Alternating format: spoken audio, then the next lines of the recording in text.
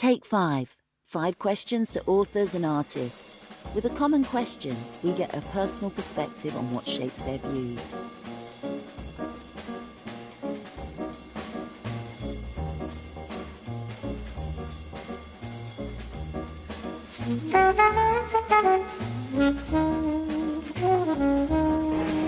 John McFetridge, welcome to Audiobook Radio.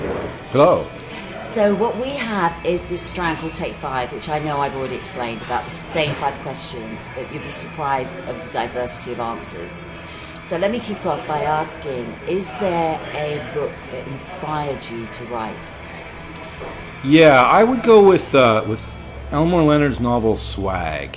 That was one of the first books I read where I thought the characters were just like people I knew.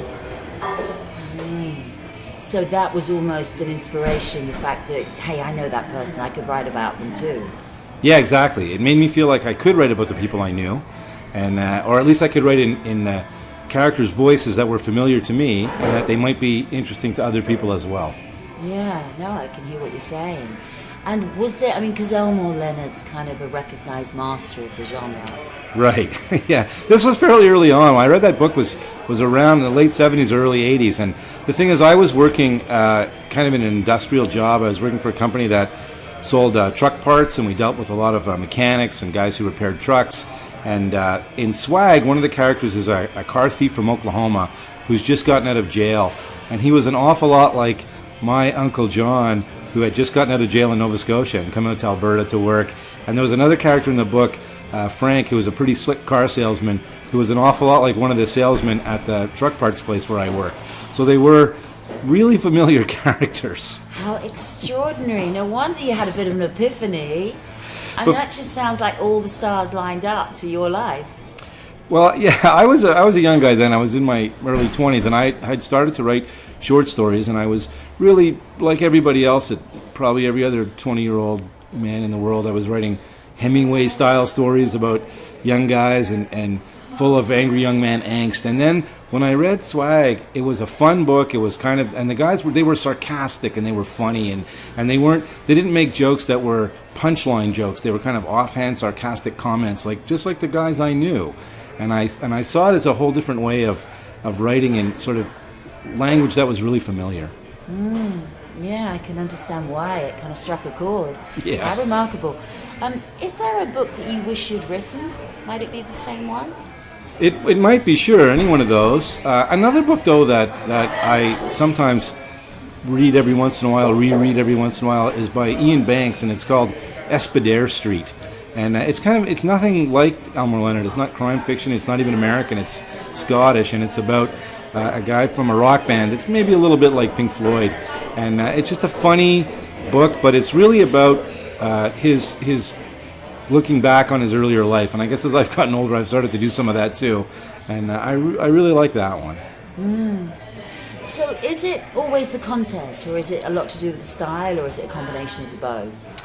It's a combination, and it also really has to do with the voices in the book. I think the characters' voices. I really like one of Elmore Leonard's rules of writing. They get maybe too much play, but one of them is don't let the writer stick his nose in too much. And I really like that, because I like to let the characters tell the stories themselves. So I do like a book in almost any genre, any style, as long as it's really the characters telling the stories. No, I hear you, because that's also great for the reader. Sure, I think so. Yeah, because it gives you a little bit of intelligence, and it keeps you hanging there, and you're kind of more engrossed to know that little bit more. Another one of my favorite writers is Alice Munro, and I said to people, sometimes I think I really like the stories of Alice Munro because they help me to understand my mother better. But they also have real strong character voices. Oh, very much so. Hers is so three-dimensional. You can see them breathe. It's like they're breathing down your neck. Absolutely. Wow. As you know, we're very keen on all things audio. Right. And I was wondering if there was a book you wish somebody would read to you.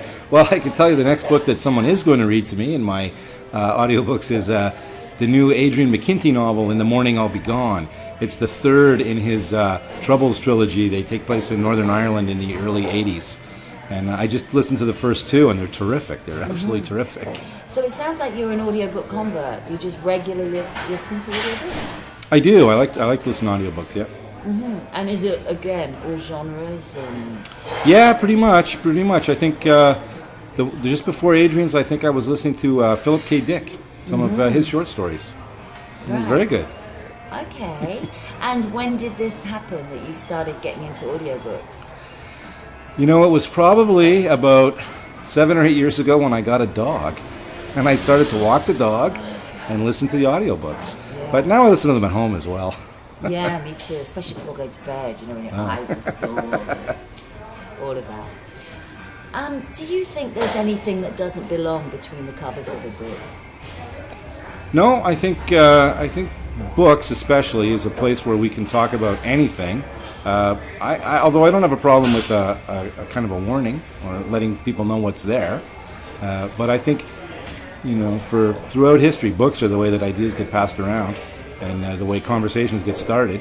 And I think we need to talk about everything. No, totally, it makes sense. Okay, way back before the days of print, do you think you would have been a storyteller?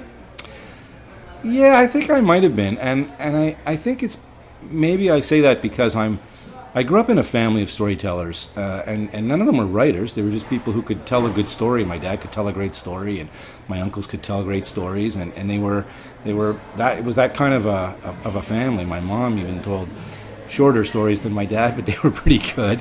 So I think that kind of oral tradition was right there. In fact, I'm the first one who ever thought about writing them down.